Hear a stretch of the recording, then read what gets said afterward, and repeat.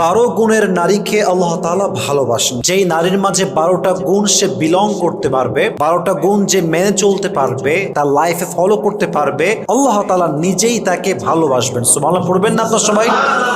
প্রথম যে গুণের নারীকে আল্লাহ তাআলা ভালোবাসেন সেই গুণটা হচ্ছে যেই নারী প্রতিশোধ না নিয়ে মাফ করতে পারে আল্লাহর দিকে তাকিয়ে, আল্লাহ তাকে নিজেই ভালোবাসার ঘোষণা দিয়েছে। সুবহানাল্লাহ পড়বেন না আপনারা? কোরআনে আল্লাহ তাআলা বলেছেন উইদ্দাত লিল মুত্তাকিন, আমি জান্নাতকে প্রিপেয়ার করে রেখেছি তাদের জন্য যাদের হৃদয়ে আল্লাহ তাআলার ভয় আছে। জান্নাত পাবে তারা যাদের হৃদয়ে আল্লাহ তাআলার ভয় আছে।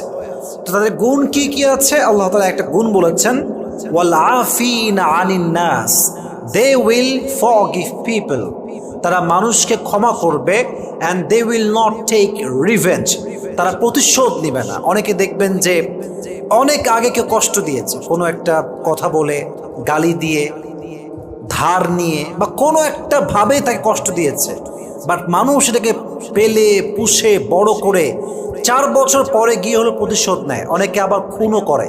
এরকম আছে না যুবক ভাইয়েরা? প্রতিশোধের জীবনটা কখনো সুন্দর জীবন হতে পারে না। প্রতিশোধের মাঝে কোনো আধ্যাত্মিক কোনো লাভ নেই, আত্মকেন্দ্রিক কোনো লাভ নেই, মনের শান্তিও নেই। মাফ করবেন, আল্লাহ নিজেই আপনার হৃদয়ে একটা আল্লাহ প্রদত্ত শান্তি দান করবে। সুবহানাল্লাহ পড়বেন না আপনারা?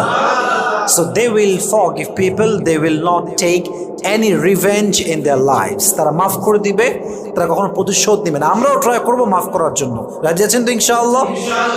একবার ভাবুন যে সেই নারী কতটা উত্তম নারী, যে নারীকে কোনো মানুষ ধোঁকা দিয়েছে, কষ্ট দিয়েছে, তার সতীত্বে আঘাত করেছে, তার চরিত্র নষ্ট করে তার জীবনের সমস্ত সুখকে কেড়ে নিয়েছে, বাট সেই নারী জাস্ট প্রতিশোধ না নিয়ে আল্লাহর দিকে তাকিয়ে মাফ করে দিয়ে নতুন জীবন শুরু করেছে।